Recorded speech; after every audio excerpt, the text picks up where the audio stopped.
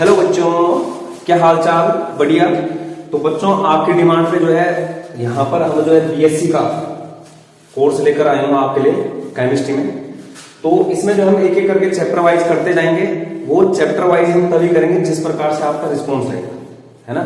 आपकी डिमांड पे क्या कर रहा हूँ, यहाँ पर बीएससी का जो है कोर्स लॉन्च कर रहा हूँ। तो ये तभी कंटिन्यू रहेगा जिस प्रकार से आपका रिस्पॉन्स रहेगा यहाँ पर। तो ज्यादा से ज्यादा जो है लाइक करना है, शेयर करना है, कमेंट करना है, सब्सक्राइब करना है, क्योंकि तभी जाके क्या यहाँ पर कुछ करने का मन करेगा। तो यहाँ पर जो है ज्यादा टाइम वेस्ट ना करके यहाँ पर क्या हम अपना चैप्टर शुरू करते हैं। तो हमारे पास में यहाँ पर पहला चैप्टर जो हमारा है एटॉमिक स्ट्रक्चर, है ना। तो आज के यहाँ पर एटॉमिक स्ट्रक्चर से रिलेटेड जो भी बेसिक्स है उसको क्रिस्टल क्लियर करने की कोशिश करेंगे, है ना। तो यहाँ पर कॉपी पेन ले लो, है ना, नोट्स बनाना शुरू कर दो। तो सबसे पहले हमारा जो चैप्टर का नाम डाल दो एटॉमिक स्ट्रक्चर। तो एटॉमिक स्ट्रक्चर से पहले हमें पता होना चाहिए मैटर, है ना। तो मैटर क्या होता है? Anything which occupies space and which have मास। सबसे पहले किसकी बात करेंगे? मैटर, जिसको हम हिंदी में क्या बोलते हैं? द्रव्य या फिर पदार्थ, है ना, द्रव्य या फिर पदार्थ। तो क्या बोला? मैटर क्या है? एनीथिंग, कुछ भी चीज, विच ऑक्युपाइज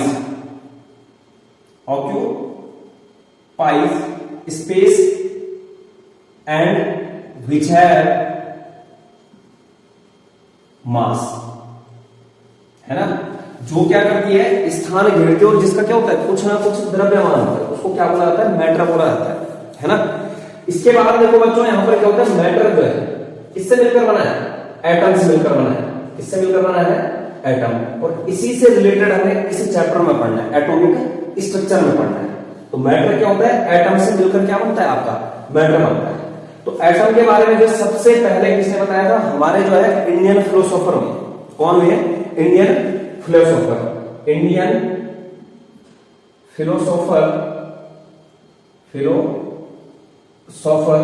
महर्षि कणाद। कौन हुए?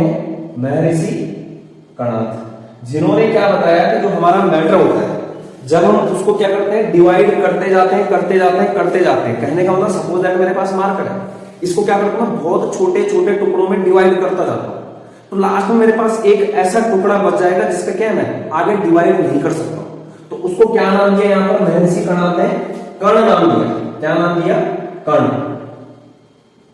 कि जो हमारा मैटर होता है उसका जो सबसे छोटा पार्टिकल शेष बच जाता है, जब हम उसको क्या करेंगे? बहुत छोटे छोटे पीस में डिवाइड कर देंगे, तो वहां पर क्या बच जाएगा हमारे पास? जो सबसे छोटा स्मॉलेस्ट यूनिट होगा उसको क्या बोलेंगे?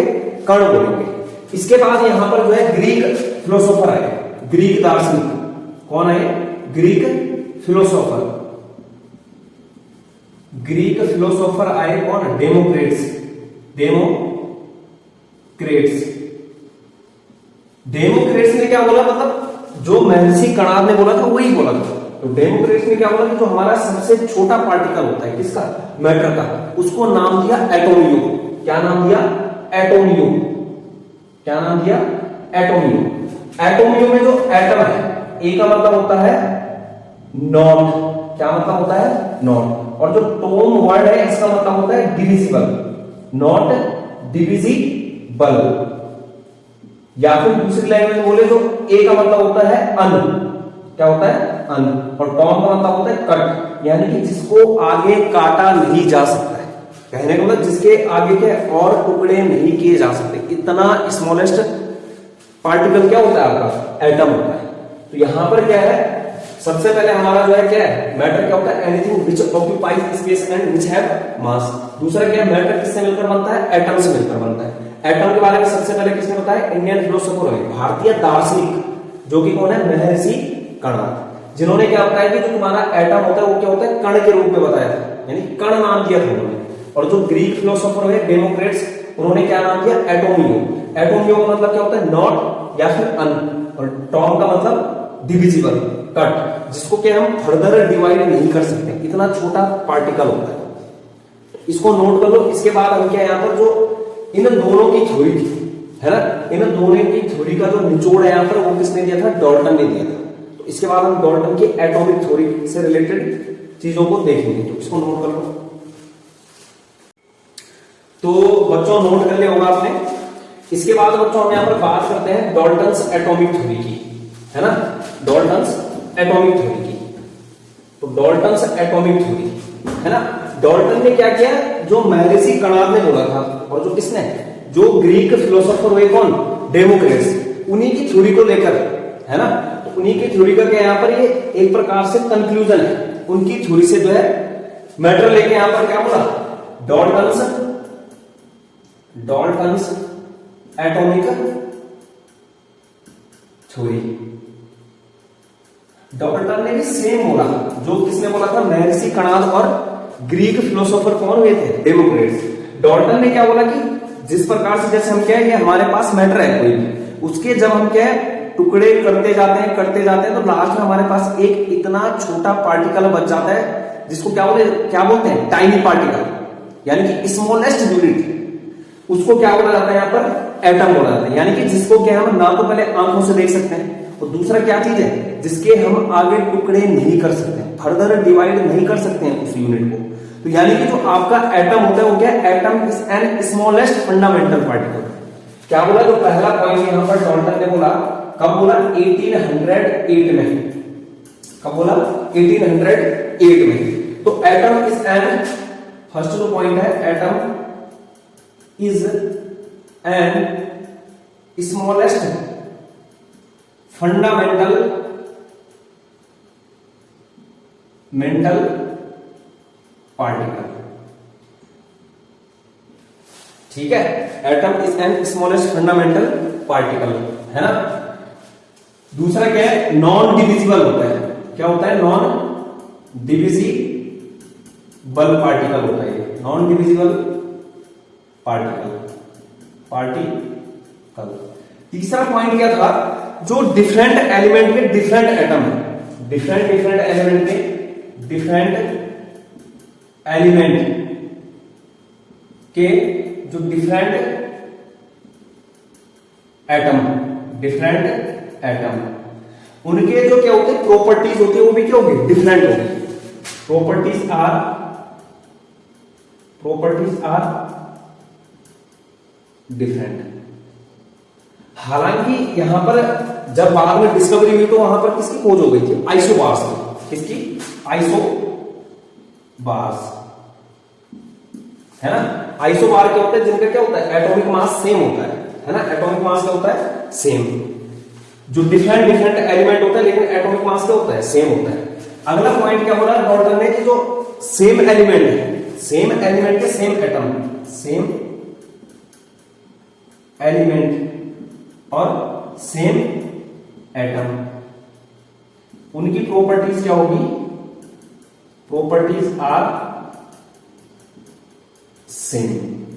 हालांकि बाद में किसकी खोज हो गई थी, आइसोटोप्स का मतलब क्या है कि एक ही एलिमेंट के अलग अलग एटम होंगे, है ना, एक ही एलिमेंट के अलग अलग यानी कि डिफरेंट एटम, जिनका क्या होता है, एटॉमिक नंबर सेम होता है। एटॉमिक नंबर क्या होता है, सेम, विच है सेम एटॉमिक नंबर, है ना, तो सेम एटम हो गया, लेकिन प्रॉपर्टीज क्या है यहाँ पर, सेम होगी, है ना। सेम एलिमेंट सेम एटम होगा, उसकी प्रॉपर्टीज क्या होगी, सेम होगी, है ना। इसके बाद जो अगला पॉइंट बोला, atom of different element combined in fixed ratio two form compound. Atom of different elements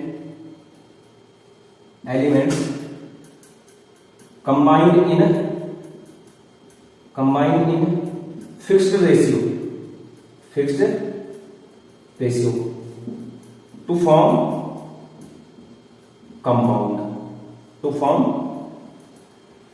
compounds. तो ये क्या थे, पोस्टुलेट थे, किसके, डॉल्टन्स एटॉमिक थ्योरी। तो यानी कि डॉल्टन ने क्या बोला कि जो स्मॉलेस्ट फंडामेंटल यूनिट है किसकी, जो कि आपका एटम हो, क्या है, स्मॉलेस्ट फंडामेंटल यूनिट है किसका, मैटर का। यानी कि हम क्या है, मैटर को अगर डिवाइड करने जाते हैं तो कहां तक डिवाइड कर सकते हैं, उसको एटम तक ही डिवाइड कर सकते हैं। हालांकि बाद में क्या और भी डिस्कवरीज हुई, तो वहां पर क्या है, एटम के अंदर में क्या देखने को मिला, सब एटॉमिक पार्टिकल।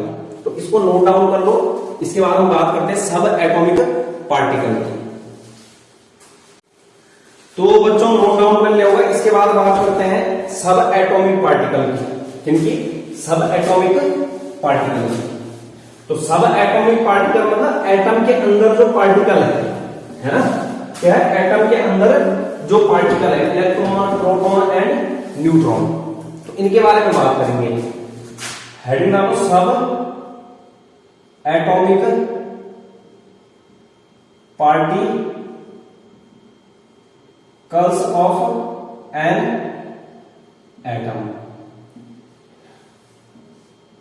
लेकिन डॉल्टन ने क्या बोला था कि एटम को हम डिवाइड नहीं कर सकते हैं। यहां पर क्या क्या ड्रॉबैक्स में भी आता है।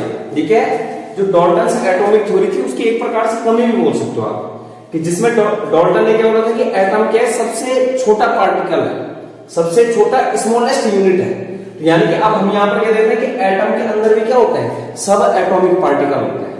तो पहला सब एटॉमिक पार्टिकल आता है यहां पर इलेक्ट्रॉन। कौन सा आता है? इलेक्ट्रॉन। इलेक्ट्रॉन, उसके बाद प्रोटॉन, उसके बाद न्यूट्रॉन। तो जो आपका इलेक्ट्रॉन होता है इसको जो साइन है इसका E माइनस, इसको P पॉजिटिव से, इसको N नॉट से, है ना, N0 से। तो इसके बाद बात करते हैं चार्ज की। इलेक्ट्रॉन पर होता है -1.6 into 10 to the power -19 coulomb. Proton पे होता है +1.6 into 10 to the power -19 coulomb. और न्यूट्रॉन क्या होता है? न्यूट्रल होता है, यानी कि जीरो चार्ज होता है ना। अब इसके बाद बात करते हैं वेट की। तो जो इलेक्ट्रॉन होता है उस पर होता है 9.1 into 10 to the power -31 kg। या फिर बोलो 9.1 into 10 to the power -28 gram. जो आपका क्या होता है? प्रोटॉन होता है, उसका जो वेट होता है, मास होता है, वो कितना होता है? 1.672 into 10 to the power -27 kg, -27 kg। यदि आपको ग्राम में कन्वर्ट करना है तो 1.672 इंटू 10 टू द पावर -24 ग्राम। और इसी प्रकार से लगभग क्या है? सेम इसी की तरह के जो क्या होता है आपका मास होता है प्रोटॉन का, वही किसका होता है? लगभग न्यूट्रॉन का होता है। तो न्यूट्रॉन का होता है 1.674 into 10 to the power -27 kg। यदि आपको क्या ग्राम में कन्वर्ट करना है तो 1.74 इंटू 10 टू द पावर -24 ग्राम, है ना। इसके बाद क्या है? डिस्कवरी किसने की? तो जो इलेक्ट्रॉन की डिस्कवरी की, ये क्या है? वेट है। ये क्या है? चार्ज है ना। ये क्या है? साइन है यहां पर। तो इसके बाद क्या है यहां पर? डिस्कवरी, डिस्कवर्ड बाय, है ना। डिस्कवरी किसने की? तो इलेक्ट्रॉन की डिस्कवरी की जे थॉमसन ने, जे थॉमसन। प्रोटॉन की डिस्कवरी किसने की? गोल्ड स्टीन, है ना। किसने की? ई गोल्ड स्टीन, ई गोल्ड स्टीन। और न्यूट्रॉन की किसने की? जेम्स चैडविक ने। किसने की? जेम्स चैडविक ने। तो इस तरीके से क्या सब एटॉमिक पार्टिकल है, इसको नोट डाउन कर लो, है ना। इसको क्या कर लेना है? नोट डाउन कर लेना है। तो बच्चों after that we discussed about atomic models, है ना। किसके बारे में बात करेंगे? एटॉमिक मॉडल्स के बारे में। तो एटॉमिक मॉडल्स क्या है? Tells about the position of electron, proton, neutron in an atom. कि जो आपके इलेक्ट्रॉन हो गया, प्रोटॉन हो गया एंड न्यूट्रॉन हो गया, वो एटम में कहां पर मौजूद है, उसके लिए जो भी मॉडल है उनको क्या बोला जाता है? एटॉमिक मॉडल या फिर परमाणु मॉडल। तो एटॉमिक मॉडल हेडिंग डालिए एटॉमिक मॉडल, है ना। क्या नाम है heading? Atomic model. Those model which tells about the position of electron, proton and neutron in an atom. यानी कि यहां पर क्या, जो आपका इलेक्ट्रॉन हो गया, प्रोटॉन हो गया, न्यूट्रॉन हो गया, वो एटम में कहां पर स्थित है उसकी पोजीशन को बताने के लिए जो मॉडल दिया है अलग अलग साइंटिस्ट ने, होता चाहे आपका पहला एटॉमिक मॉडल कौन सा है, थॉमसन का एटॉमिक मॉडल है, atomic model of Thomson, J Thomson ने, जिसको क्या बोला जाता है, प्लम पुडिंग मॉडल या फिर वाटरमेलन मॉडल भी बोला जाता है। तो वो क्या कहलाते हैं तुम्हारे एटॉमिक मॉडल। तो फर्स्ट मॉडल कौन सा यहां पर, J Thompson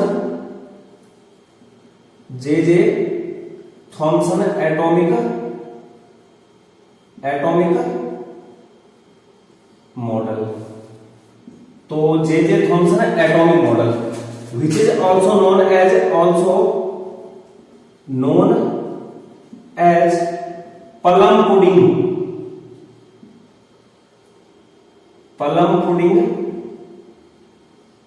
model and also known as watermelon model. तो इसके बारे में आपको सब पता है ना। या तो आप ऐसा समझ सकते हो जैसे बूंदी का लड्डू है, तो बूंदी के लड्डू का जो पीला वाला हिस्सा होगा वो क्या हो गया, एटम का हिस्सा हो गया। उस हिस्से में क्या फंसे रहते हैं, इलेक्ट्रॉन। यानी कि जो बूंदी वाला हिस्सा है कौन सा, जो क्या है पीला वाला हिस्सा है, उस वो क्या हो गया तुम्हारा पॉजिटिव चार्ज हो गया। और बाकी जो उसमें क्या है मगज होता है मगज, वो जो क्या है व्हाइट से होता है, वो जो धसा हुआ पोर्शन है वो किसकी भांति होगा, यहाँ पर किसके जैसे होगा, इलेक्ट्रॉन के जैसे। या फिर हम कंपैरिजन कर सकते हैं किसकी तरह, जो वाटरमेलन मॉडल होता है। वाटरमेलन मॉडल क्या होता है, जिस प्रकार से जो क्या होता है आपका वहां पर जो जब हम कटिंग करते हैं वाटरमेलन की, है ना, तो वहां पर क्या होता है जो लाल वाला पार्ट होता है उसको बोलते हैं पॉजिटिव चार्ज, और जो उसके अंदर क्या होते हैं काले बीज एम्बेडेड होते हैं, यानी कि धसे हुए रहते हैं। उन काले बीजों को किसके समान माना जाएगा, इलेक्ट्रॉन के समान। तो यानी कि यहां पर आप देख सकते हो, यहां पर जो पहला पॉइंट है किसका, प्लम पुडिंग मॉडल बोल लो, वाटरमेलन मॉडल बोल लो, या फिर जे थॉमसन एटॉमिक मॉडल। तो पहला पॉइंट क्या है यहाँ पर, एटम इज, यानी कि यहां पर क्या अगर एक प्रकार से स्फीयर मान सकते हैं किसको, एटम को। ये है पॉजिटिव चार्ज होगा यहाँ पर, और इस पॉजिटिव चार्ज के बीच में क्या दशा होंगे, नेगेटिव चार्ज। क्या दशा होगा, नेगेटिव चार्ज। तो यानी कि जो एटम है वो एटम क्या है, atom is positively charge sphere. According to J Thomson atomic model, atom is positively charged sphere where electrons are embedded। embedded का मतलब क्या होता है, धसे होना, धसे हुए, embedded, है ना। तो atom is positively charge sphere where electrons are embedded। Second point क्या बोला जे थॉमसन ने, कि जो एटम है वो एटम के इलेक्ट्रिकली न्यूट्रल है ना, इलेक्ट्रिकली न्यूट्रल। कहने का मतलब क्या है, जो नेट चार्ज है वो क्या है, जीरो है। यानी कि जितना पॉजिटिव चार्ज है उतना ही क्या है, नेगेटिव चार्ज। तो atom is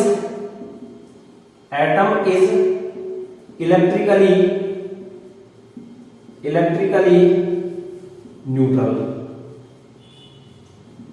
which means, electrically neutral का मीन्स क्या है यहाँ पर, कि जो नेट चार्ज है, net charge is equal to zero, positive charge is equal to negative charge. तो ये किसके बारे में आपका जो जे थॉमसन एटॉमिक मॉडल था। इसके ड्रॉबैक्स है, ड्रॉबैक्स नंबर 1 क्या है यहाँ पर, drawbacks of J Thomson atomic model. तो ड्रॉबैक्स क्या है, जो तुम्हारा जे थॉमसन का एटॉमिक मॉडल है वो हमें न्यूट्रॉन की पोजीशन के बारे में नहीं बता पाएगा, है ना। does not tell about position of neutron in an atom। इस तरीके से आपका क्या हुआ, ये जे थॉमसन का atomic model of J Thomson. तो इसको नोट डाउन कर लो। इसके बाद यहां पर बात करते हैं बच्चों अर्नेस्ट रदरफोर्ड एटॉमिक मॉडल के लिए। तो हेडिंग डाल लो एटॉमिक मॉडल ऑफ रदरफोर्ड, जिसको हम क्या बोलते हैं अल्फा पार्टिकल स्कैटरिंग मॉडल भी बोलते हैं, है ना, अल्फा प्रकीर्णन मॉडल। तो Rutherford atomic model, Rutherford atomic model, Rutherford atomic model. तो रदरफोर्ड एटॉमिक मॉडल क्या बताता है कि जो यहां पर सारा का सारा पॉजिटिव चार्ज होता है वो सेंटर्ड होता है कहां पर, सेंटर ऑफ द एटम, यानी कि जो एटम का सेंटर होगा, एटम का क्या होगा जो सेंटर, एटम का सेंटर क्या है ये है यहां पे। तो सारा का सारा जो पॉजिटिव चार्ज होगा वहां वो कहां पर कंसंट्रेट होगा, सेंटर में होगा यहां पर, है ना। तो जो फर्स्ट पोस्टुलेट है किसका, रदरफोर्ड एटॉमिक मॉडल का, वो क्या है positive charge concentrated, positive charge concentrated, Hindi में बोलते हैं संकेंद्रित, वहीं पर मौजूद होता है, concentrated in the middle of atom, concentrated middle of the atom, यानी कि एटम के मिडिल में क्या होता है, सारा का सारा पॉजिटिव चार्ज कंसंट्रेटेड होता है ना, संकेंद्रित होता है। अगला पॉइंट है यहां पर कि जो पॉजिटिव चार्ज है ना, उसके चारों ओर क्या करता है, इलेक्ट्रॉन चक्कर लगाता है, रिवॉल्व करता है यहां पर। ये पॉजिटिव चार्ज चारों ओर क्या करता है, इलेक्ट्रॉन यहां पर रिवॉल्व करता है, यानी कि चक्कर लगाता है। तो electron revolves around the positive charge, positive charge वाले हिस्से को, जो एरिया पॉजिटिव चार्ज वाला होता है उसको क्या बोला जाता है, न्यूक्लियस बोला जाता है। तो electron revolves around the positive charge या फिर nucleus, positive around the positive charge या फिर न्यूक्लियस, है ना, या फिर न्यूक्लियस इन सर्कुलर मोशन। और कौन से मोशन में, सर्कुलर मोशन में। जो आपका क्या होता है, इलेक्ट्रॉन होता है वो न्यूक्लियस के चारों ओर सर्कुलर मोशन में चक्कर काटता है वहां पर, है ना, क्या करता है, सर्कुलर मोशन करता है। इसके बाद अगला पॉइंट क्या, इसमें जो मास होता है ना, जो क्या होता है द्रव्यमान होता है, सारा का सारा जो मास होता है वो कंसंट्रेटेड होता है कहां, सेंटर में। तो complete mass of an atom, complete mass of an atom concentrated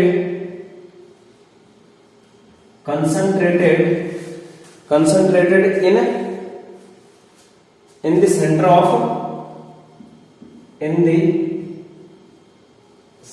of an atom. तो सारा का सारा जो मास होगा वो कहां पर संकेंद्रित, मतलब जहां पर सारा का सारा मास क्या होगा, मौजूद होगा, वो कौन सी जगह है, सेंटर वाला पोर्शन, जिसको हम क्या बोल रहे हैं, न्यूक्लियस बोल रहे हैं। तो इसके बाद क्या है, इसके भी ड्रॉबैक है ना। तो ड्रॉबैक को नोट करने से पहले इसको नोट कर लो। तो आफ्टर दैट अब हम यहां पर बात करेंगे किसके बारे में, ड्रॉबैक्स के बारे में, किसके, रदरफोर्ड के एटॉमिक मॉडल के। तो ड्रॉबैक नंबर 1 क्या है यहां पर कि जो रदरफोर्ड का एटॉमिक मॉडल है वो स्टेबिलिटी को नहीं बताता है, यानी कि एटम की स्टेबिलिटी को नहीं बता पाया है। तो does not explain about stability of an atom. तो फर्स्ट नंबर का ड्रॉबैक क्या है, ड्रॉबैक्स नंबर 1 क्या है, does not explain about stability of an atom. तो स्टेबिलिटी से मतलब क्या है यहां पर, क्योंकि यहां पर क्या मैक्सवेल ने बता दिया था पहले कि कोई भी चार्ज पार्टिकल है, कोई भी क्या है जो चार्ज पार्टिकल होता है, जो कि क्या होगा, एक्सेलरेटेड होगा, यानी कि त्वरित बोलते हैं जिसको, है ना। कोई भी चार्ज पार्टिकल है जो कि क्या होगा, एक्सेलरेटेड होगा, वो क्या करेगा, रेडिएशन को एमिट करता है, और रेडिएशन को जब एमिट करेगा तो वो क्या करेगा, अपनी एनर्जी को लॉस करेगा, यानी कि अपनी एनर्जी क्या करेगा, लॉस करेगा। तो क्योंकि because Maxwell said that any charged particle which is accelerated, है ना, any charge particle which is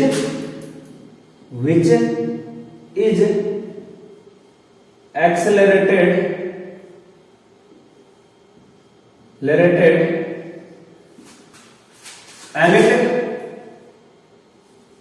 emits radiation and losses energy, है ना। तो अगर इस हिसाब से देखा जाए यहां पर जो मैक्सवेल ने बोला था कि क्या करेगा, कोई भी चार्ज पार्टिकल है वो क्या हो, अगर एक्सेलरेटेड हो, है ना, तो वो क्या करता है, जो रेडिएशन को एमिट करता है, एमिट क्या है, बाहर फेंकता है, और जिसके कारण एनर्जी में क्या आती है, कमी आती है, यानी कि लॉस होता है एनर्जी का। तो कहने का मतलब कि यहां पर सपोज दैट हमारे पास क्या है, ये है पॉजिटिव चार्ज है, और इसके अराउंड कौन चक्कर काट रहा है, इलेक्ट्रॉन। तो ये भी क्या है, चार्ज पार्टिकल है, ये भी क्या है, चार्ज पार्टिकल है।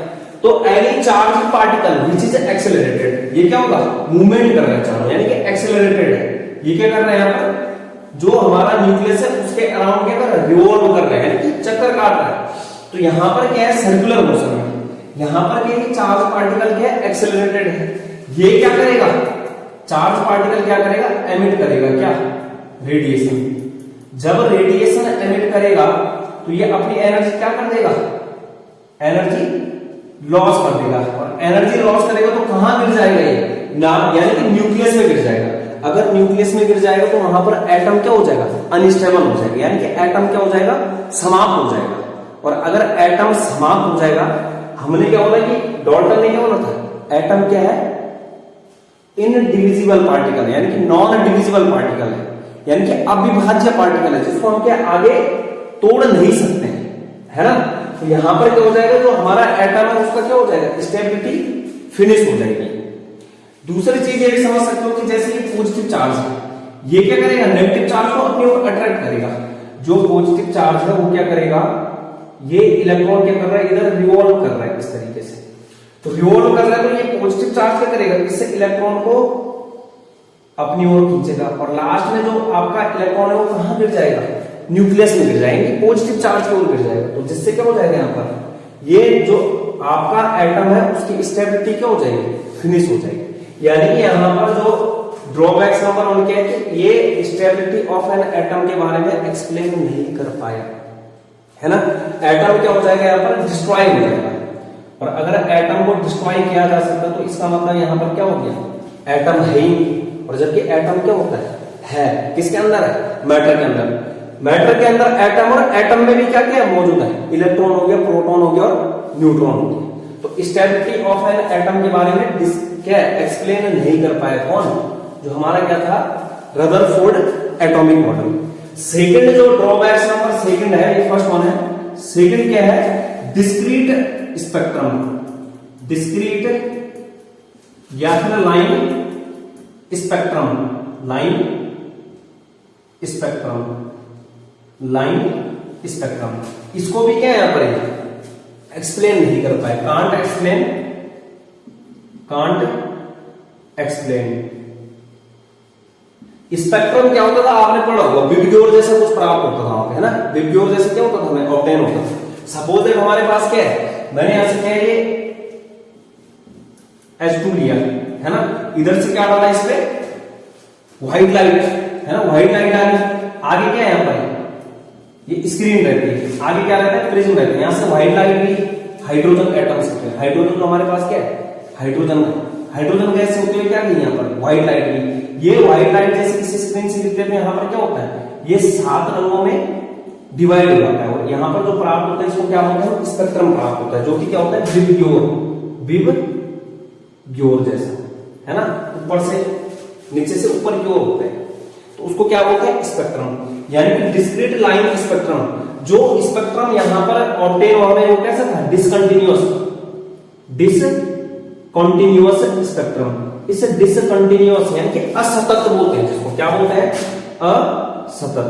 तो असतत जो हमें क्या प्राप्त हो रहा था, यहाँ पर स्पेक्ट्रम प्राप्त हो रहा था, है ना, उसके बारे में मैं क्या एक्सप्लेन नहीं कर पाया, जिसको आगे किसने एक्सप्लेन किया, नील्स बोर एटॉमिक मॉडल, है ना, किसने एक्सप्लेन किया, नील्स बोर ने।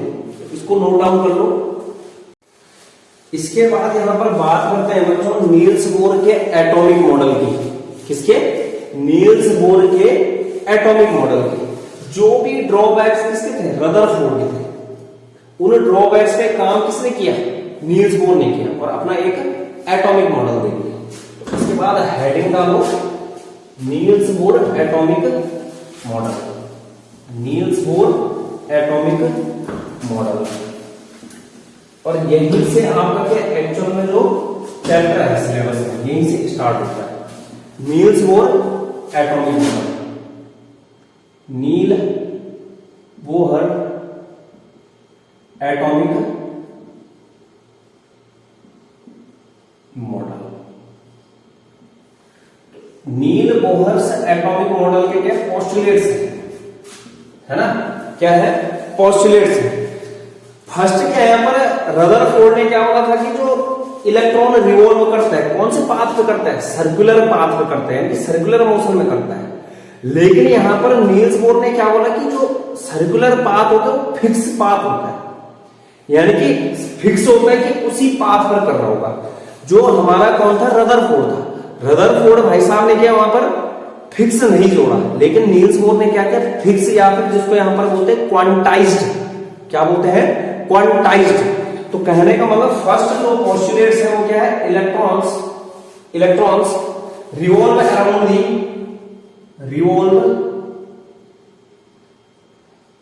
The nucleus, revolve around the nucleus in a fixed, or we said that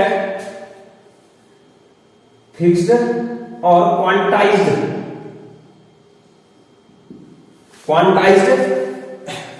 circular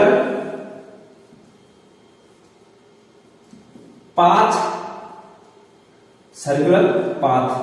जिसको क्या बोला जाता है, ऑर्बिट। जो सर्कुलर पाथ होता है उसको किस नाम से बोलेंगे, ऑर्बिट, है ना, या तो ऑर्बिट बोलो, सर्कुलर ऑर्बिट्स। फिक्स्ड एनर्जी होगी, है ना, फिक्स्ड क्या होगा, वेलोसिटी होगी, वेलोसिटी, फिक्स्ड वेलोसिटी होगी, फिक्स्ड एनर्जी होगी। तो electron revolve around the nucleus in a fixed quantized circular orbits which have fixed energy and fixed velocity. कहने का मतलब ये है हमारा न्यूक्लियस, इलेक्ट्रॉन, तो ये क्या कर रहा है, जो आपका इलेक्ट्रॉन है वो न्यूक्लियस के चारों ओर फिक्स पाथ पर मूवमेंट कर रहे हैं, चक्कर काट रहे हैं वहां पर। लेकिन जो रदरफोर्ड ने क्या बोला कि सिंपल बोला कि जो न्यूक्लियस के चारों ओर इलेक्ट्रॉन क्या कर रहा है, सर्कुलर पाथ में मूवमेंट कर रहे हैं। वो हो सकता है यहां पे भी हो सकता है कि दो जो सेल है, यहाँ पर जो ऑर्बिट है उनके बीच में मूवमेंट कर रहा है। लेकिन यहां पर जो नील बोर ने बोला कि नील बोर ने क्या बोला कि फिक्स सर्कुलर पाथ में मूवमेंट कर रहा है, रिवॉल्व कर रहा है, कौन, इलेक्ट्रॉन। तो फर्स्ट जो यहां पर क्या था, स्टेबिलिटी वाली बात आई। तो स्टेबिलिटी को किससे यहां पर इस कमी को जो है इस ऑसिलेट से दूर किया, किसने, नील्स बोर ने। सेकंड यहां पर क्या बोला नील्स बोर ने कि जो यहां पर क्या इलेक्ट्रॉन न्यूक्लियस के अराउंड रिवॉल्व कर रहा है, वो क्या कर रहा है, h/2π, जो कौन से एंगुलर मोमेंटम से जो यहां पर क्या ये रिवॉल्व कर रहा है। तो जो यहां पर इलेक्ट्रॉन रिवॉल्व कर रहा है उसका जो एंगुलर मोमेंटम, कोणीय संवेग बोलते हैं, जिसको डिनोट किया जाता है एंगुलर मोमेंटम मोमेंटम, जिसको डिनोट किया जाता है एल वेक्टर से। किससे डिनोट किया जाता है? L vector. ये बराबर होगा किसके? h अपॉन 2 लेकिन यहां पर क्या है? इंटीजर में होगा, है ना? h upon 2 and h upon 2 कहने का मतलब जो इलेक्ट्रॉन यहां पर रिवॉल्व कर रहा है किसके चारों ओर? किसके अराउंड कर रहा है रिवॉल्व? न्यूक्लियस के अराउंड। वो एंगुलर मोमेंटम जो उसका होता है वो किसके इंटीजर में होता है? इंटीजर में होता है किसके? h अपॉन 2 के इंटीजर में होता है। यानी कि यहां पर जो n है वो क्या है? इंटीजर है। n बराबर 1 2 3 सो ऑन हो सकता है। तो कहने का मतलब यहां पर क्या, अगर मैं बात करता हूं फर्स्ट सेल के लिए, जो फर्स्ट ऑर्बिट है, फर्स्ट ऑर्बिट, तो फर्स्ट ऑर्बिट के लिए जो हो जाएगा वो क्या हो जाएगा? n का मान क्या रखोगे? 1 रखोगे। n इज इक्वल टू 1, तो h अपॉन 2 सेकेंड ऑर्बिट के लिए क्या हो जाएगा? सेकेंड के लिए 2h अपॉन 2 क्या रखोगे मान? n की वैल्यू क्या रखोगे? 2 रखोगे। इसी तरीके से थर्ड ऑर्बिट के लिए, जो इलेक्ट्रॉन थर्ड ऑर्बिट में है उनका एंगुलर मोमेंटम क्या होगा? 3h अपॉन 2 तो अगर ऑल ओवर बात की जाए एंगुलर मोमेंटम की किसी भी ऑर्बिट के लिए, जो किसी भी ऑर्बिट में मौजूद इलेक्ट्रॉन है उसके एंगुलर मोमेंटम के लिए, तो L वेक्टर बराबर किससे हो जाता है? NH अपॉन 2 है ना? NH अपॉन 2 जहां पर n क्या है? n को हम क्या बोलते हैं? सेल नंबर बोला जाता है। क्या बोला जाता है? Cell number. सेल नंबर क्या क्या हो सकता है? 1 2 3 सो ऑन। जीरो नहीं हो सकता। अगर जीरो सेल नंबर है तो इसका मतलब क्या होगा? कोई चीज है ही नहीं, है एटम ही नहीं होगा, ठीक है। तो इसके बाद यहां पर क्या है, इसको नोट डाउन करने के बाद इसको क्लियर करते हैं। एक एंगुलर मोमेंटम क्या है यहां पर? h अपॉन 2 के मल्टीपल में होता है। किसमें होता है? h अपॉन 2 के मल्टीपल में। दूसरा क्या आता है? L वेक्टर क्या है हमारे पास? NH अपॉन 2 आया। दूसरा हम निकाल सकते हैं L वेक्टर बराबर R vector, R vector cross P vector. R के यहां पर, R के यहां पर रेडियस है ना, और P के यहां पर मोमेंटम है। तो हम we know that P vector is equal to m into V vector, है ना? m into V vector, m V vector. तो इसकी वैल्यू हम यहां पर रखते हैं। L वेक्टर बराबर क्या हो जाएगा? R cross m V। अब यह क्या है? क्रॉस प्रोडक्ट है, तो क्रॉस प्रोडक्ट को जब हम सॉल्व करते हैं तो क्या आता है? साइन थीटा आता है।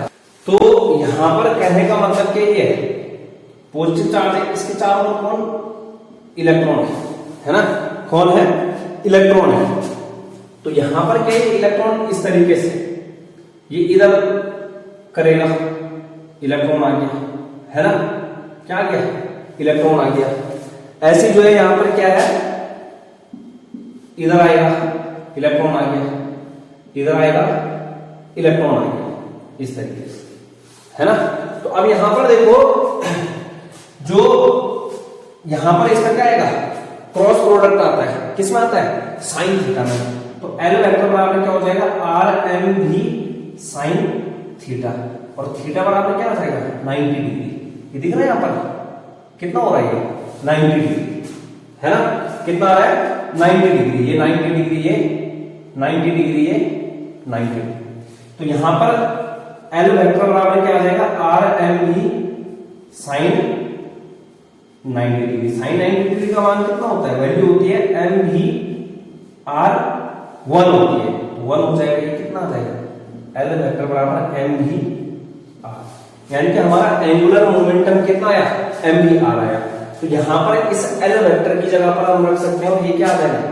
m v r is equal to n h upon 2 और यही क्या है? Quantization equation. क्या है ये? Quantization, Bohr's quantization equation, Bohr's quantization equation, Bohr's quantization equation, where n क्या है? सेल नंबर है। n क्या है? सेल नंबर 1 2 3 सो ऑन, है ना। आर क्या है, रेडियस ऑफ एटम और सेल बोल लो, है ना। दूसरा क्या है, v क्या है, वेलोसिटी ऑफ इलेक्ट्रॉन, m क्या है, mass of electron, and h क्या है यहां पर, प्लांक्स कांस्टेंट, h क्या है, प्लांक्स कांस्टेंट। और प्लांक्स कांस्टेंट की वैल्यू कितनी होती है, 6.626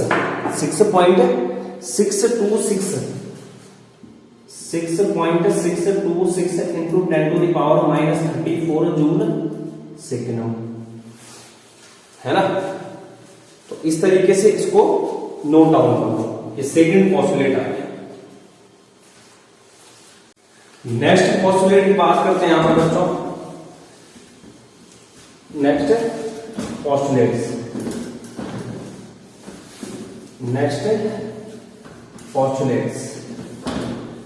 तो नेक्स्ट पोस्टुलेट्स के यहां पर हमें पता है कि जो बोहर्स का एटॉमिक मॉडल है, एटॉमिक मॉडल ऑफ बोहर, ये क्या है यहां पर, न्यूक्लियस है। इसके चारों ओर कौन रिवॉल्व कर रहा है, इलेक्ट्रॉन कर रहा है। कौन रिवॉल्व कर रहा है, इलेक्ट्रॉन। तो यहां पर क्या होता है, ये सेंट्रीपिटल फोर्स को प्रोवाइड करवाता है। सेंट्रीपिटल फोर्स क्या होता है, जैसे मैं इस मार्कर पर रस्सी बांधू और एक छोर को किससे बांधू, उसको रस्सी का एक छोर पे क्या रख दूं, पत्थर रख दूं, और इसको मैं यहां पर क्या करूं, घुमाऊं। तो जो यहां पर क्या है, वो चारों ओर रिवॉल्व कर रहा है, कौन, पत्थर, वो किस फोर्स के कारण कर रहा है, सेंट्रीपिटल फोर्स। कहने का मतलब यहां पर क्या है, ये पॉजिटिव चार्ज है, ये क्या है, नेगेटिव चार्ज है। तो दो चार्ज के बीच में जो फोर्स होता है उसको बोला जाता है इलेक्ट्रोस्टैटिक फोर्स। दो चार्ज के बीच का जो फोर्स होगा, इस फोर्स को जाना जाएगा किस नाम से, स्टैटिक फोर्स। और ये इलेक्ट्रोस्टैटिक फोर्स क्या प्रोवाइड करवाता है, सेंट्रीपिटल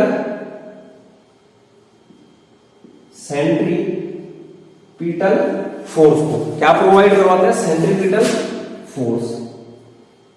तो कहने का मतलब जो न्यूक्लियस है उसके अराउंड जो रिवॉल्व कर रहा है कौन, इलेक्ट्रॉन, तो वो किसके कारण कर रहा है, सेंट्रीपिटल फोर्स, यानी कि इलेक्ट्रोस्टैटिक फोर्स जनरेट होता है वहां पर। वो इलेक्ट्रोस्टैटिक फोर्स क्या प्रोवाइड करवाता है, सेंट्रीपिटल फोर्स, जिसको हिंदी में अभिकेंद्रीय बल बोलते हैं, केंद्र की ओर लगने वाला जो बल होता है।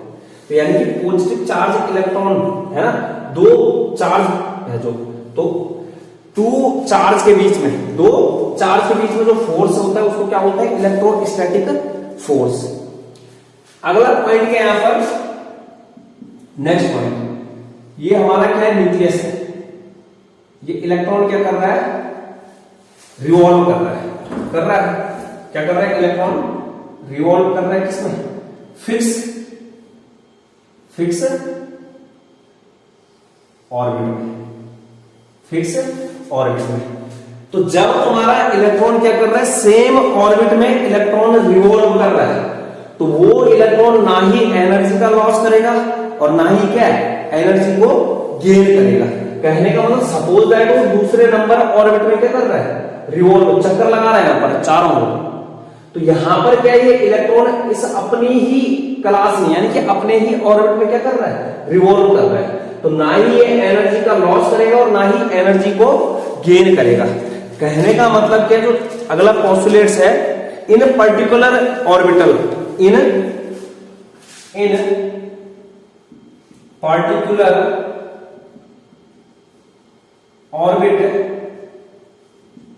इन particular orbit electron never loss और never gain energy,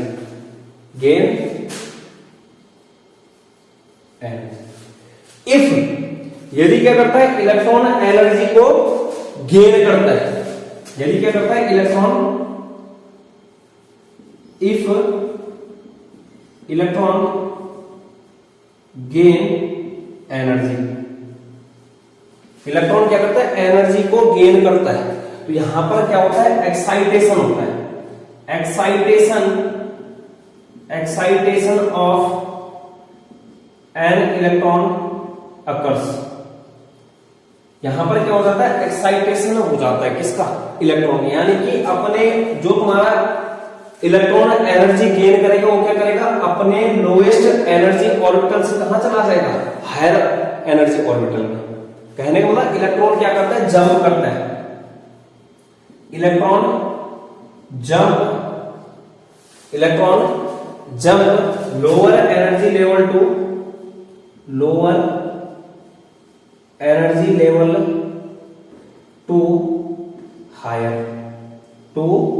higher energy level. अब जो एनर्जी इलेक्ट्रॉन ने गेन की, यदि उस एनर्जी को क्या करता है, वो लॉस करता है, यदि क्या करेगा, एनर्जी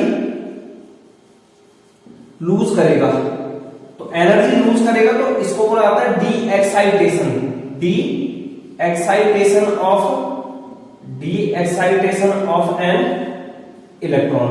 डी एक्साइटेशन का मतलब क्या होता है, इलेक्ट्रॉन जंप करता है कहां से, हायर एनर्जी लेवल से lower energy level. Electron jump higher energy level to lower energy level. इसको क्या बोला जाता है, de excitation of an electron. तो इतना नोट डाउन कर लो। कहने वाला एक्साइटेशन का मतलब, अगर ये वाला इलेक्ट्रॉन क्या करेगा, एनर्जी गेन करेगा, तो ये कहां चला जाएगा, अपने लोएस्ट एनर्जी लेवल से हायर एनर्जी लेवल। अगर यहां पर ये एनर्जी क्या करता है, एमिट करता है, एनर्जी क्या करता है, एमिट, ये कहां आ जाएगा, वापस अपने लोअर एनर्जी लेवल। तो इसको नोट डाउन करने के बाद नेक्स्ट पॉइंट देखते हैं। नेक्स्ट पॉइंट,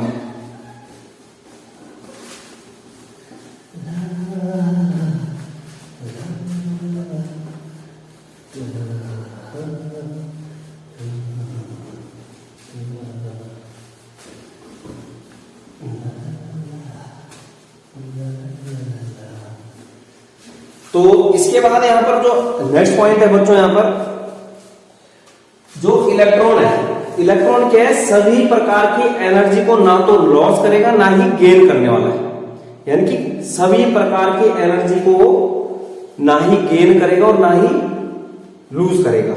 कहने का मतलब कुछ स्पेसिफिक वैल्यू होगी कि जिसको क्या करेगा, इलेक्ट्रॉन या तो गेन करेगा या फिर लूज करेगा। तो कहने का मतलब यहां पर सपोज दैट हमारे पास क्या है, न्यूक्लियस है, ये फर्स्ट सेल हो गया, ये सेकंड सेल हो गया, ये थर्ड सेल हो गया। तो जो यहां पर एनर्जी होती है फर्स्ट सेल के लिए वो होता है -13.6 इलेक्ट्रॉन वोल्ट। कितना होता है, -13.6 इलेक्ट्रॉन वोल्ट।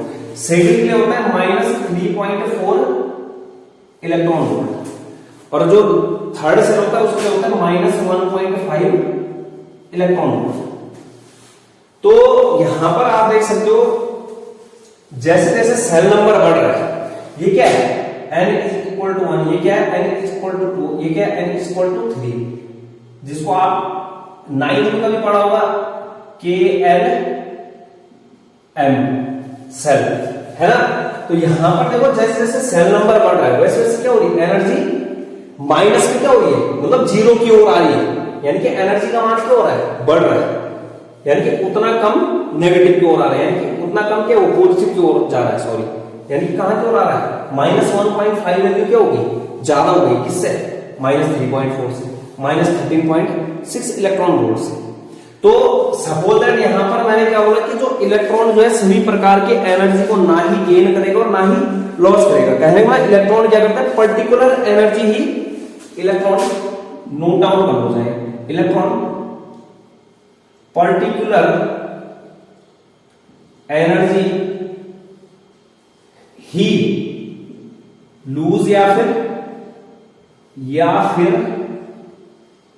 गेन करेगा,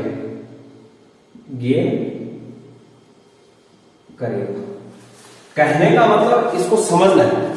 सपोज दैट जैसे फर्स्ट सेल के लिए कितनी यहां पर एनर्जी, फर्स्ट जो ऑर्बिट है उसके लिए कितना है -13.6 इलेक्ट्रॉन वोल्ट। अब हमने यहां पर जो एनर्जी दी, सपोज दैट हमने यहां पर एनर्जी दी प्लस 10 ये मान लो प्लस 10.2 वोल्ट, 2 इलेक्ट्रॉन वोल्ट की एनर्जी दी हमने। क्या दी, जो इलेक्ट्रॉन को प्रोवाइड करवाई एनर्जी, वो कितनी करवाई, प्लस में करवाई 10.2 इलेक्ट्रॉन वोल्ट। तो इसको जब हम नेट निकालेंगे यहां पर क्या आ जाएगा 3.4 और माइनस में इलेक्ट्रॉन वोल्ट। कहने का मतलब जब हम इलेक्ट्रॉन को यहां पर कितनी एनर्जी देंगे 10.2 इलेक्ट्रॉन वोल्ट, इस इलेक्ट्रॉन को कितनी एनर्जी प्रोवाइड करवाने वाले हैं, प्लस में 10.2 इलेक्ट्रॉन वोल्ट, तब जाके ये इलेक्ट्रॉन एक्साइटेड स्टेट में जाएगा और कौन सा नंबर के सेल में चला जाएगा, दूसरे नंबर के सेल। तो कहने का मतलब फर्स्ट नंबर के सेल से सेकंड नंबर के सेल में जाने के लिए इलेक्ट्रॉन को कितनी एनर्जी की नीड है, 10.2 इलेक्ट्रॉन वोल्ट। सपोज दैट यहां पर ये -13.6 इलेक्ट्रॉन वोल्ट है, यहां पर मैंने प्रोवाइड करवा दी कितने, ये मान के चलो आप, हमने करवा दी 9 इलेक्ट्रॉन वोल्ट, 9.0 इलेक्ट्रॉन वोल्ट। तो यहां पर आप देख सकते हो 6 आएगा, 4.6 इलेक्ट्रॉन वोल्ट, और 4.6 इलेक्ट्रॉन वोल्ट किसी भी सेल की एनर्जी नहीं है। तो कहने का मतलब ये ना तो इस एनर्जी को गेन करेगा और ना ही लूज करेगा। यहां पर क्या ये सिर्फ 10.2 इलेक्ट्रॉन वोल्ट की एनर्जी को गेन करके कहां जा सकता है, अपने नेक्स्ट वाले ऑर्बिट में, कहने को नेक्स्ट वाले सेल में। तो ये क्या है, यहां पर इस प्रकार की एनर्जी नहीं गेन करने वाला है। ये मतलब कहने का मतलब इलेक्ट्रॉन्स गेन और lose only those energies which are difference of 2 energy level, जो कि क्या हो, 2 एनर्जी लेवल का जो अंतर होगा। जैसे 2 एनर्जी लेवल का अंतर क्या है, 3.4 और 13.6 का डिफरेंस कितना है, 10.2 इलेक्ट्रॉन वोल्ट है। तो उसी एनर्जी को गेन करेगा या फिर लॉस करेगा।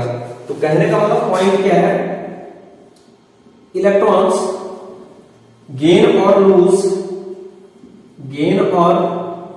Loose only those energies, only those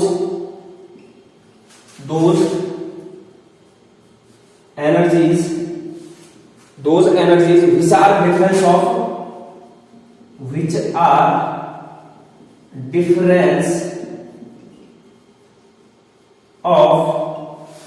2 energy level, difference of 2 energy level, यानी कि 2 एनर्जी लेवल के बीच का जो डिफरेंस होगा उसी एनर्जी को क्या करेगा, वो या तो गेन करेगा या फिर लूज करेगा। गेन करेगा एक्साइटेड स्टेट में चला जाएगा, लूज करेगा डी एक्साइटेड स्टेट में। एक्साइटेड स्टेट का मतलब अपने लोअर एनर्जी लेवल से हायर की ओर जा रहा, डी एक्साइटेड का मतलब क्या है, हायर से लोअर की ओर आना। तो इस तरीके से यहां पर ये पॉइंट था, इसको भी नोट डाउन कर लो। तो इतना नोट डाउन करने के बाद बच्चों यहां पर जो है कहने को स्टेबिलिटी के बारे में बता दिया किसने, नील्स बोर ने। इसके बाद जो दूसरा यहाँ पर ड्रॉबैक था किसका, Rutherford, Ernest Rutherford atomic model का, वो क्या था, डिस्क्रीट स्पेक्ट्रम था, यानी लाइन स्पेक्ट्रम क्या था, वो डिसकंटिन्यूअस प्राप्त हो रहा था, डिसकंटिन्यूअस ऑब्टेन हो रहा था। तो उसका भी यहां पर क्या है, सॉल्यूशन किया किसने, नील्स बोर ने। तो जो क्या था हमारा डिस्क्रीट स्पेक्ट्रम था, डिस्क्रीट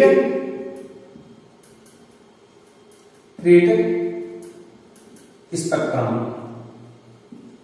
डिस्क्रीट स्पेक्ट्रम। तो डिस्क्रीट स्पेक्ट्रम क्यों ऑब्टेन हो रहा था, यानी कि जो डिसकंटिन्यूअस स्पेक्ट्रम हो रहा था, डिसकंटिन्यूअस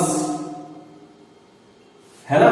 तो कहने का मतलब यहां पर देखो, जैसे क्या हमने हाइड्रोजन लिया है ना, और इस पर क्या डाली, व्हाइट लाइट डाला, तो आगे जो है यहां पर क्या हुआ, डिसकंटिन्यूअस स्पेक्ट्रम। कहने का मतलब कहीं पर जो है V दिखा, I गायब हो गया, B दिखा, Y दिखा, लेकिन बीच में क्या है, I माइनस I क्या गायब है, BIB, G क्या है, मिस हो रहा है। तो इसका रीजन क्या था, कहने का मतलब यहां पर जैसे हमने क्या डाला, हाइड्रोजन को ले रखे यहां पर गैस, यहाँ पर हाइड्रोजन गैस ले रखी, तो इसके ऊपर हमने जैसे व्हाइट लाइट डाली, तो आगे हो सकता है कि जो हमारे पास क्या है उसने कुछ वेवलेंथ के एब्जॉर्ब कर ली, इस कारण से हमें क्या है उस वेवलेंथ की जो लाइन है स्पेक्ट्रम है वो आगे नहीं दिख रहा है। सपोज दैट यहाँ पर इसने क्या कर लिया, इंडिगो को एब्जॉर्ब कर लिया, तो जब इंडिगो को एब्जॉर्ब कर लेगा तो यहाँ पर आगे क्या उसकी लाइन मिस होगी। हो सकता है कि भी वायलेट वाले कलर को क्या उसने वायलेट कलर की जो वेवलेंथ है उसको एब्जॉर्ब ना किया हो, तो आगे क्या दिख रहा है स्पेक्ट्रम में वायलेट वाला दिख रहा है। तो इस कारण से क्या यहाँ पर डिस्क्रीट स्पेक्ट्रम हमें ऑब्टेन होगा। कहने को मतलब कुछ वेवलेंथ जो क्या एब्जॉर्ब कर ली होगी, जिससे हमें क्या उस वेवलेंथ का स्पेक्ट्रम शो नहीं हुआ है। लेकिन जो दूसरा क्या है जिस वेवलेंथ को उसने एब्जॉर्ब नहीं कर पाया उसका क्या शो हो रहा है, यहाँ पर स्पेक्ट्रम शो हो रहा है। तो इस तरीके से उसने क्या यहाँ पर डिस्क्रीट स्पेक्ट्रम को भी डिस्क्राइब किया। इसके बाद क्या इंपॉर्टेंट पॉइंट है उसको भी नोट डाउन कर लो, नील्स बोर के एटॉमिक मॉडल से रिलेटेड है। तो इसके बाद बच्चों यहाँ पर फॉर्मूले कुछ जो कि किससे डिराइव करते हैं हम, नील्स बोर के एटॉमिक मॉडल से। तो फर्स्ट क्या है, रेडियस ऑफ सेल आर वो बराबर होता है कि 0.529 into n square upon Z angstrom, है ना। जहां पर क्या आपका जो एन है वो क्या है shell in which electron present, और जो जेड क्या है वो क्या है atomic number of an element. दूसरा जो फॉर्मूला यहां पर डिराइव करते हैं हम velocity of electron in a shell, किसी सेल में जो मौजूद इलेक्ट्रॉन है उसकी वेलोसिटी के लिए फॉर्मूला क्या होगा, v is equal to 2.19 into 10 to the power 8 into Z upon n metre पर सेकेंड। और थर्ड फॉर्मूला आता है एनर्जी का, वो क्या आता है E n equal to -3.6 into Z square upon n square electron volt आता है। तो ये तीन फॉर्मूले इनसे रिलेटेड कई बार न्यूमेरिकल आ सकता है ना। तो बोल सकता है कि हाइड्रोजन के लिए जो है पहले सेल के लिए निकालना है, तो हाइड्रोजन यानी कि हाइड्रोजन एटम और उसके पहले फर्स्ट सेल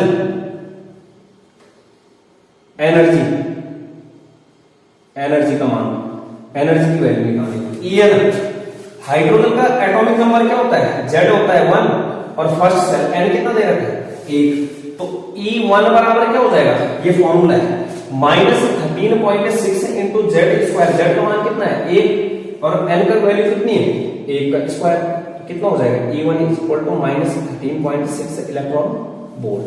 तो इस तरीके से न्यूमेरिकल पूछ सकता है ना।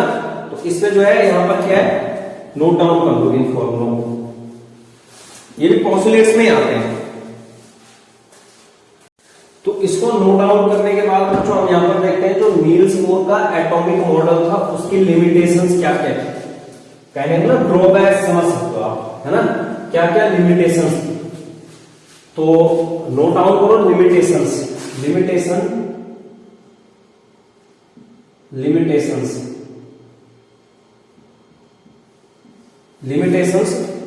Of Niels Bohr's model. तो फर्स्ट लिमिटेशन क्या थी कि जो फर्स्ट है कि जो नील्स बोर्स एटॉमिक मॉडल है सिर्फ और सिर्फ एप्लीकेबल था 1 इलेक्ट्रॉन स्पीशीज के लिए। इट वाज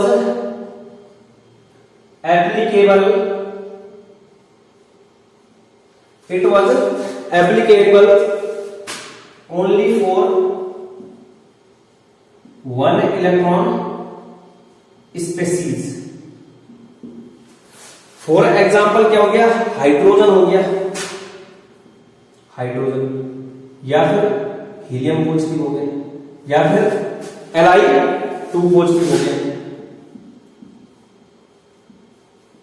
बेरिलियम 3 पॉजिटिव हो गया। ये सारी क्या है सिंगल इलेक्ट्रॉन स्पीशीज है, यानी कि इन सबके पास कितना इलेक्ट्रॉन है, सिंगल इलेक्ट्रॉन, एक इलेक्ट्रॉन। तो इनके लिए ये एप्लीकेबल थी, बाकी मल्टी इलेक्ट्रॉन स्पीशीज के लिए क्या ये एप्लीकेबल नहीं थी। सेकंड लिमिटेशन क्या थी, ये एक्सप्लेन नहीं कर पाया किसको, Zeeman effect and Stark effect, does not explain Zeeman and Stark effect. तो ब्रीफ में देख लेते हैं जीमान इफेक्ट क्या होता है। जीमान इफेक्ट क्या होता है, जब splitting of spectral lines in the presence of strong magnetic field, यानी मैग्नेटिक फील्ड की प्रेजेंस में क्या होती है, स्पेक्ट्रल लाइंस की स्प्लिटिंग, स्पेक्ट्रल लाइंस की splitting, splitting of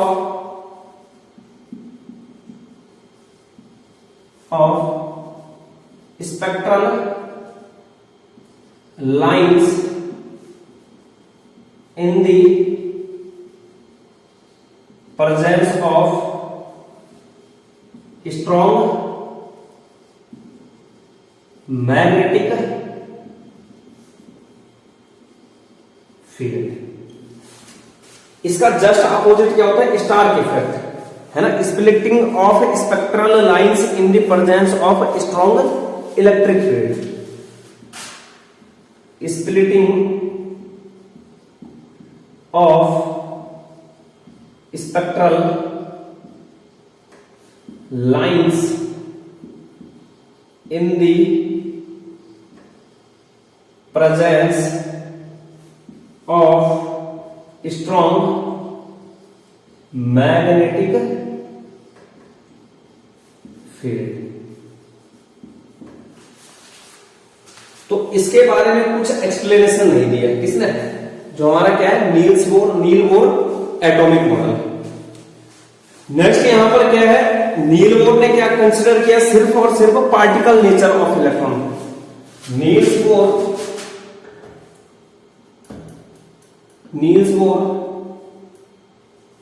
explain only particle nature of electron, but electron have dual nature, electron have also wave nature, है ना, but actually electron have particle nature as well as wave nature. Electron have also wave nature। और जो कि किसने बताया, de Broglie hypothesis पढ़ोगे अभी। कौन सा पढ़ोगे, डी ब्रोगली हाइपोथेसिस, है ना, de Broglie dual nature of electron. तो ये थर्ड लिमिटेशन थी, सिर्फ और सिर्फ किसको एक्सप्लेन किया, पार्टिकल नेचर को, वेव नेचर को कुछ एक्सप्लेन नहीं किया। इसके बाद क्या है, तो लास्ट लिमिटेशन है,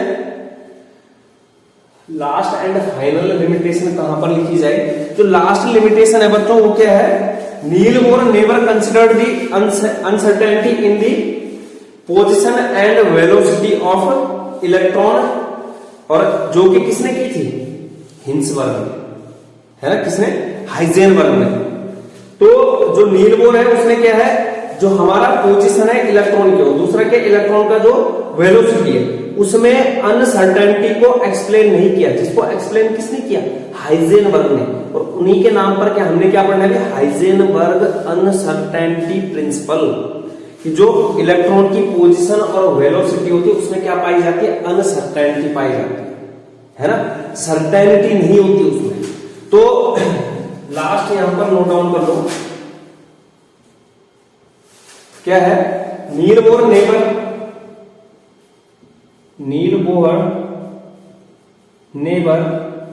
considered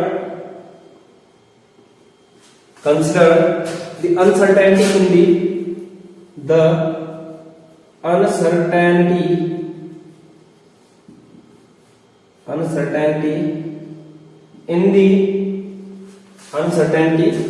in the position and velocity of electron which was